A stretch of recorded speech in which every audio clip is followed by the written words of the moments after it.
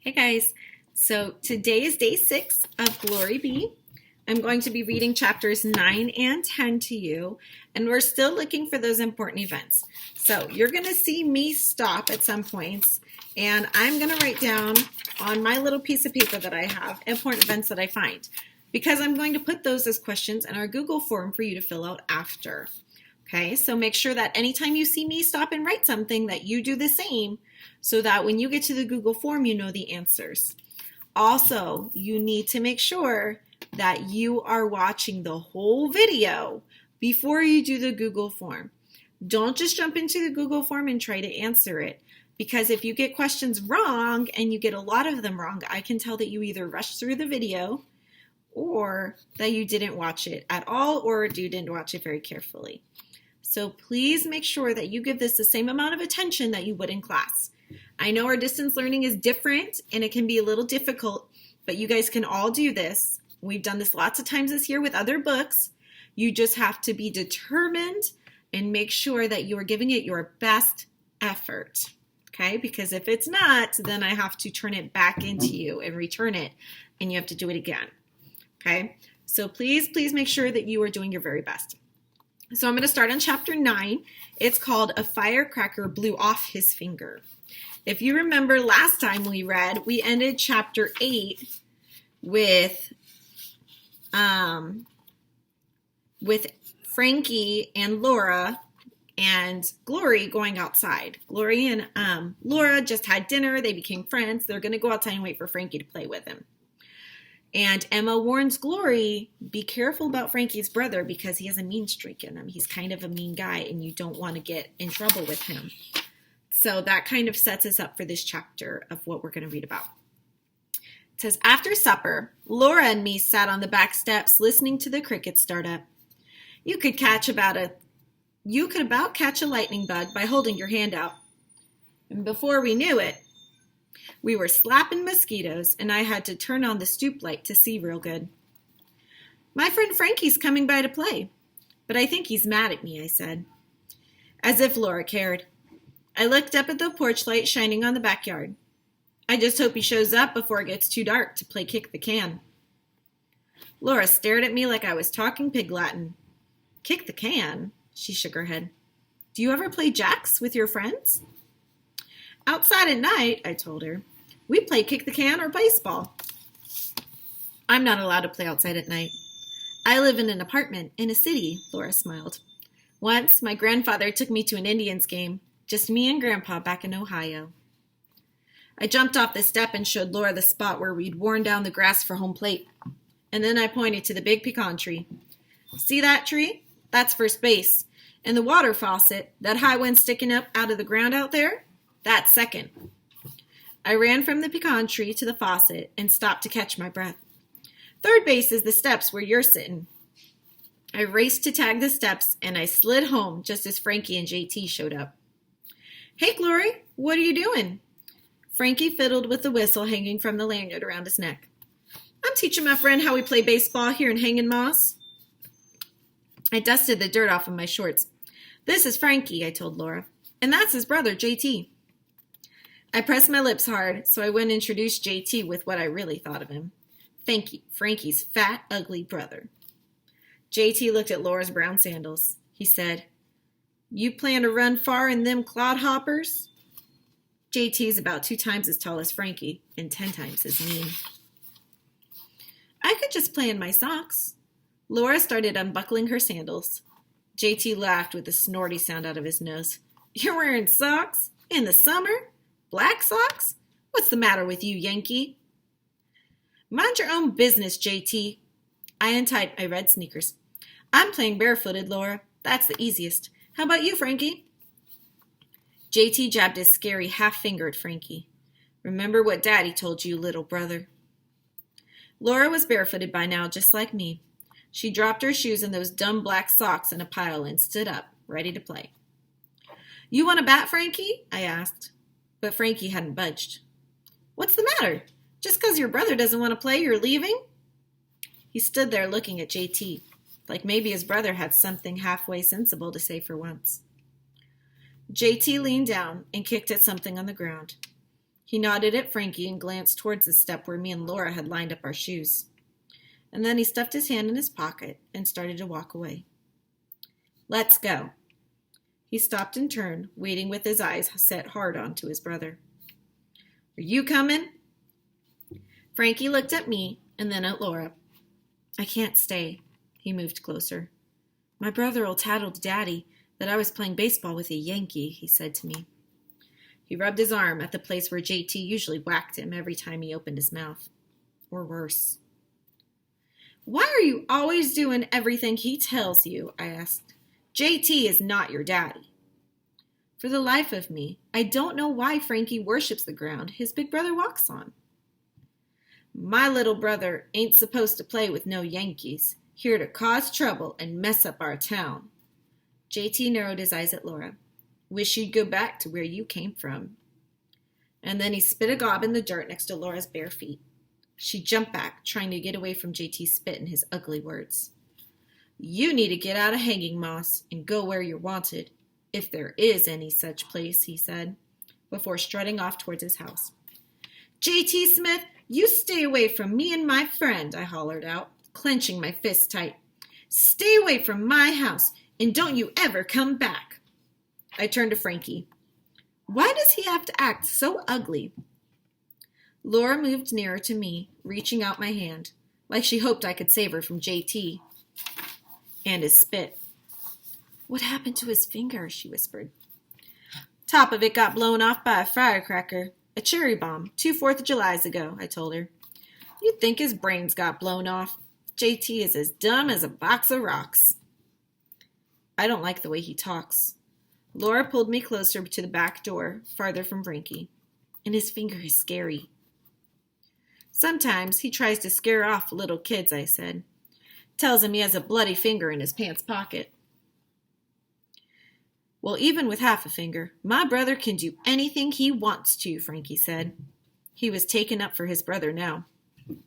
Seemed to be forgetting the punches and all the yelling. He's the star of the football team, just like my daddy was, he said, sticking his chest out. That's about all your brother knows how to do, I said.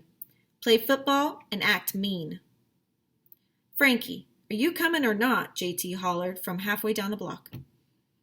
I gotta go. Frankie's chest dropped. He kicked once at home base and then headed off down the street. Yeah, follow your stupid brother on home. We don't want you playing with us anyhow, I yelled after Frankie. And I hope JT's other fingers gets blown off. I'd lost my hankering for baseball. Besides, it wasn't any fun with just me and Laura. Let's just forget playing at night. Laura looked relieved. We sat on the back steps for a few more minutes, watching fireflies light on our hands. It's dark. We'd better go out front to wait for your mama. I handed her sandals over and grabbed my sneakers. Let's meet at the park tomorrow. We can play jacks together. Or talk about Nancy Drew books, Laura said. Or the Beatles. I'll be there early. Before the back door had hardly slammed behind us, already I was glad I wouldn't be waiting for Frankie at Fireman's Park to make our lanyards and candles and bead bracelets at 10 o'clock sharp, like we'd been doing every Friday morning since summer began. Now, I had somebody new to be a friend to. So, in this chapter, Laura meets JT, which is Frankie's brother, and she meets Frankie. And Frankie and JT already don't like Laura, just because she's from Ohio, because she's a Yankee from the north. And it's important that Glory sticks up for Laura. And she tells JT to never come back to her house. And it's brave of her, because JT is this big, scary guy. And Glory is hollering at him, telling him, you don't come back here and you don't mess with my friends. So it's an important event that Glory is sticking up for Laura. So we're going to write that for our important events. It's that Glory sticks up to JT, or I guess stands up to JT. Glory stands up to JT to protect Laura. And another important event is that Glory and Frankie have been playing every Friday at Fireman's Park for the entire summer. They've been best friends forever, and they have this standing date, this this plan that every Friday they're going to meet and they're going to do these crafts and activities and things during the summer. And Laura decides now, since Frankie is deciding to follow in his brother's footsteps and be mean to Laura, that she's not going to wait for him anymore and she's not going to play with him every Friday. Instead, she's going to wait for Laura and play with her. And that's a really important event because up until now, it's just been Frankie and Glory. And now Glory's seeing that Frankie's not always a nice guy, especially when his brother's around. And she doesn't want to be a part of that anymore. And so she finds a new friend. So our next important event is that Glory decides to hang out with Laura instead of Frankie. Because she tried having them play together and Frankie was so against it because of his brother. And so Glory said, fine, if you're not going to be nice to my new friend, then I'm not going to play with you. So that's a big important event because that was Glory's best friend up until now.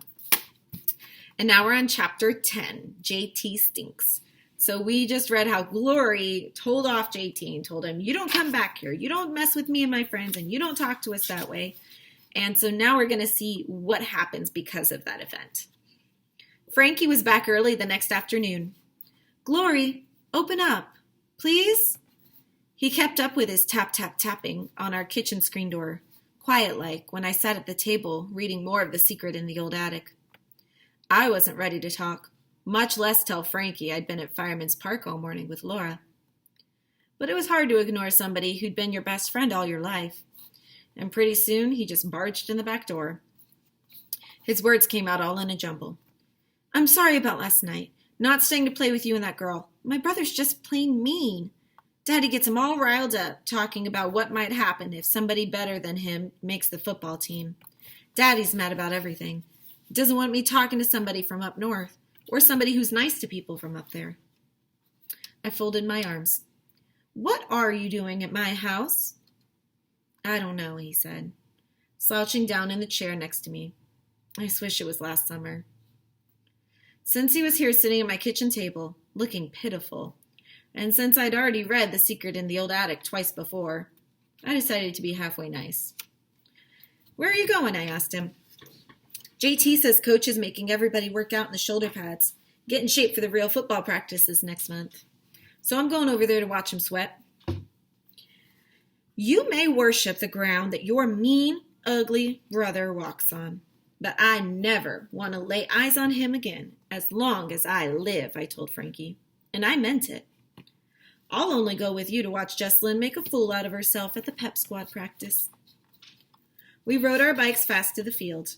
Frankie leaned into the chain link fence, watching his brother like he was God's gift to the Hangin' Moss High School Hornets. I moved to where I could hear the pep squad leader with her megaphone, calling out stuff like, pivot left, about face. Jessalyn marched with her hands on her hips and her nose in the air, and her long curly hair not moving an inch from the ton of hairspray she'd used this morning. Watching football players sweat would be more fun. I headed back and ran into Jessalyn's mystery boy from the library, holding the hose over his head, stinking to high heaven. Hey, Jessalyn's little sister. He wiped his hands on his gold and black Hornets t-shirt and took a big drink. I'm Robbie, he said. Robbie Fox.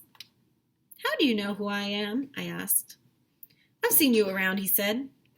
JT yelled out to Robbie. You, pretty boy, ready to quit? Is it too hot for you, Elvis? Robbie turned his back to JT and started down the field. I hurried to keep up with him. Wait up! Why'd he call you Elvis? I asked. Something stupid about my hair, I guess. Are you new in this town? I was running along the fence, trying to keep up with Robbie Fox. I just moved here. I'm living with my aunt. Who's your aunt anyhow? I called out. Are you my sister's boyfriend? You asked too many questions. I've got to go. When Robbie took off across the field, I moseyed back to sprawl out under the scrawny tree. The clouds drifted by, and I turned the shapes into shells and ice cream cones, thinking about this boy Robbie. Why was he here living with his aunt? And pretty soon, Frankie plopped down in the grass next to me. Who's that you were talking to? He asked. Jessalyn's friend Robbie. My brother says Robbie Fox thinks he's hot snot. He brags all the time. Frankie pulled up clumps of grass and tossed them at the fence. About how many touchdowns he made at his other school. JT and the rest of the stupid team ought to be happy. The Hornets stink at football, I said. Frankie didn't have an answer to that. He had plenty of book smarts from his encyclopedias. He just didn't know diddly squat about football. I wiped the sweat off my face with the back of my arm and scooted closer to the skinny shade tree. It's hot as Hades out here. Let's get our bathing suits and head to the pool later. It closed, Frankie announced, like this pool was something we didn't give a toe to bone about. Might as well have been saying the Piggly Wiggly was closed. What? The community pool's really closed? Why didn't you tell me? Don't have a cow, Glory. Frankie looked past me, over at the football players running around the field, and the pep squad girls hollering cheers to empty bleachers. You were so mad from last night. I didn't want to say anything, he said. Daddy and the town council put up a sign this morning saying that they're fixing the cracks. There aren't any cracks.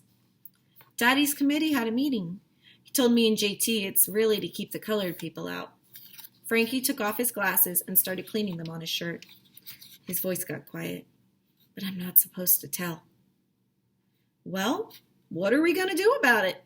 I'll have a sunstroke if I spend the rest of this summer with no pool. I'm not swimming in the pee pool where all the babies go wading. I don't know, was all Frankie said. It's not right for some stupid committee of old people to decide who swims in a pool and who doesn't. Why is it a secret anyhow? A secret from who? Frankie put his glasses back on and shrugged his shoulders at me. A secret from people like you, who'd get mad about it, I guess, he said. Well, it's worth getting mad about. And what about the 4th of July picnic and the parade, I asked him. What about my birthday party in 8 more days? It'll be opened up back by then, I'm sure. Frankie pulled up a few more chunks of grass. He didn't say anything for a minute or two. I don't know, Glory. My brother says it's a good thing they don't let colored people and Yankees in there to swim, he said. JT thinks coloreds and Yankees stink. You want to know who stinks? JT stinks, that's who. He doesn't know anything, and your daddy doesn't run this town, does he? Frankie may have thought his daddy knew everything, but what he said about the pool didn't seem right. I'm going to see for myself. We walked our bikes to the sidewalk, and then we rode real slow down the block. Maybe if I didn't get there and read the sign, the pool wouldn't be closed. But there it was, tacked up on the locked front gate of the Hanging Moss Community Pool for all the world to see. Closed for repairs until further notice, by order of the Hanging Moss Town Council. You see anybody in there patching up those cracks? I pushed my finger through the metal fence and peered inside. The water was glimmering and peaceful, not a ripple, not one clue that anything was wrong. I pressed my face up closer for a better look. Is somebody fixing the broken part of the fence over by our mimosa tree? All Frankie said was, nope.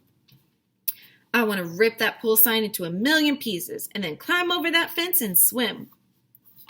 Really and truly, what I wanted to do was scream real loud at Frankie's daddy. Maybe even at Frankie. Deep down inside, a small part of me wanted Laura and her mama to go back to Ohio so the pool would open again. It's not right. It may as well be the dead of winter in there, Frankie, I said. Nobody's swimming. No lifeguard whistles, no radios blaring, nothing like it used to be. I pushed my fingers harder through the fence. Frankie just shook his head. I told you so. I'm getting out of here. I rode my bike down the street fast. I leaned it next to the tallest tree shading the library sidewalk, and I didn't look back once at Frankie. So we have a couple more important events. We know that Glory met Jess Lynn's boyfriend, Robbie, who is also from out of town.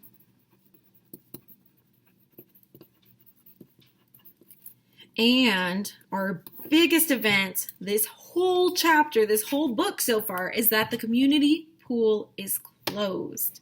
And it's closed, they say, to fix cracks.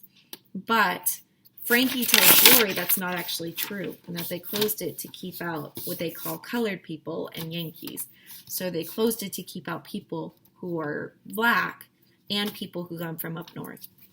So the pool is closed to keep out black people and Yankees. Remember, a Yankee is someone who is from up north. So a lot has happened this chapter. Frankie and Glory are not on the best terms. He apologizes and she goes with him to the park, or she goes with him to the football stadium so that she can just watch them practice and watch her sister. But then when she finds out about the pool again and how it's Frankie's daddy's fault, she gets annoyed at Frankie again. He says, well, he basically says it's for the best, and I agree with my daddy and all of that. And it makes Glory really mad, and it makes her feel selfish that she thinks, well, I kind of wish I never met Laura. I kind of wish Laura never came down here, because then none of this would have been happening, which we know isn't exactly true. It's just that shift in civil rights in the South at this time was a huge adjustment for everybody. And so the pool is closed, which ruins Glory's whole summer and her birthday coming up in 8 days. So far in this book, we started at her birthday being in 11 days, and now it's in 8 days. So these whole 7 chapters have only been over the course of 3 days. That's a lot happening in just 3 days for an 11-year-old.